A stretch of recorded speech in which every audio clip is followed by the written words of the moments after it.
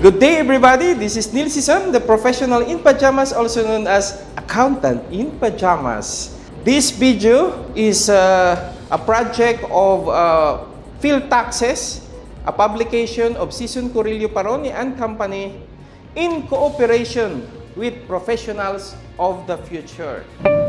This video is brought to you by Professionalsph.com, a mobile-based tax preparation and filing system for professionals availing of 8% income tax rate. Are you a professional availing of the 8% income tax rate? Use Professionalsph.com, available in Google Play Store. It's free. Download now. Today, I'll be discussing to you a very important update regarding continuing professional development for all professionals. So, it doesn't involve only accountants, but it involves doctors, engineers, pharmacists, and all professionals registered with the PRC or Professional Regulation Commission. So, the new update about the CPD or Continuing Professional Development, the new IRR or Implementing Rules and Regulations on the CPD has been released already. And this is again in relation to the Republic Act 10912, which is what we call as the Continuing Professional Development Law, which was issued sometime 2006 or in the previous years, if I say it correctly. But the new IRR will be effective March 1, 2019. So, malapit na yon. So, listen to this one, everybody, all professionals out there. The PRC issued the IRR, which is resolution number 219-1146, which they actually signed last February 7, 2019. And again, this will be effective March 1, 2019. So what are the significant provisions of this new IRR? So there are only three significant provisions on the IRR. The first significant provision is very clear. CPD is still mandatory requirement for the renewal of your professional license with the PRC.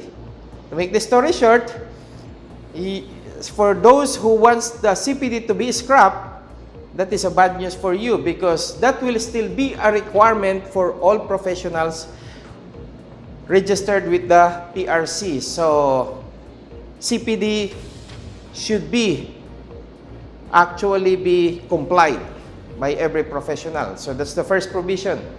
The second provision is actually there will be a significant decrease of the CPD units from 45 to 15 units. Oh, this is a good news for you. 45 units will be reduced to 15 units for every 3-year period. So, hindi na tayo gagastos na malaki. So, instead na 45 units, every 3 years, magiging 15 units na lang. So, that's a very small amount, I should say. Now, the third provision of that IRR is in-house trainings, team building activities, and all learning activities conducted by any private company, by corporations, by governments, or any organization shall be credited and considered as a CPD compliance. Obviously, as long as the organization who conducted this seminar, this training, or these activities has issued a certificate of the activity or certificate of completion of that activity. So, ulitin ko lang to summarize the three significant provisions of the IRR is the CPD is still a mandatory requirement for the renewal of the ID. Number 2, there will be a significant decrease of the CPD units from 45 to 15. And number 3, all trainings will be and capacity building activities will be credited and considered as CPD compliance. So these are the three critical provisions. But there are also some transitory provisions or some provisions, about 4 of them, which we should know. And what are those? Number 1, professionals working abroad mga OFW dyan,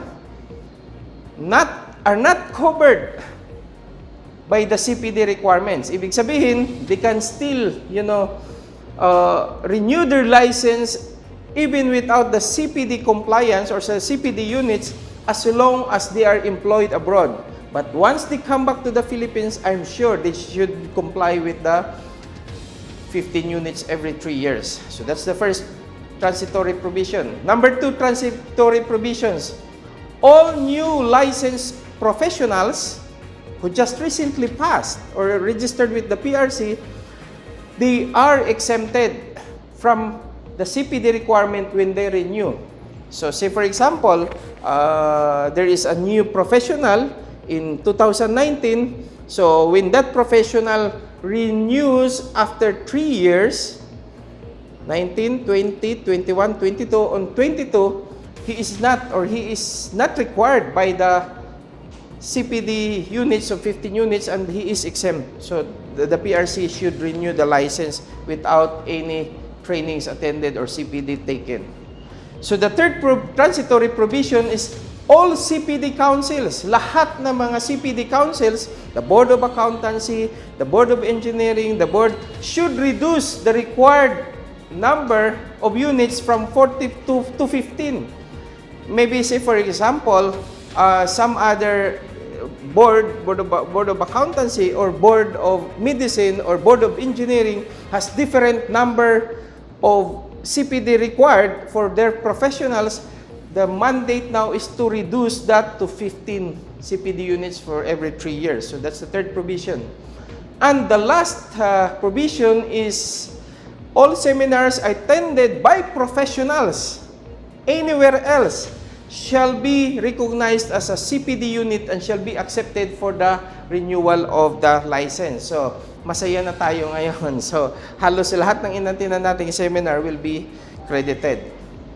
And there is one very, very important additional provision that I would like to share with you.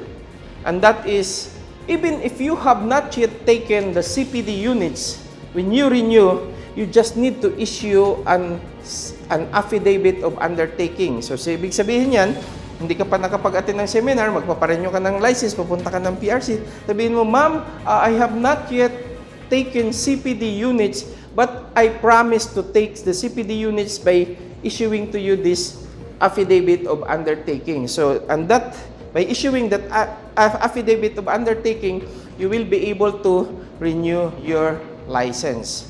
So, these are all the significant provisions of the new IRR which will be effective on March 1, 2019.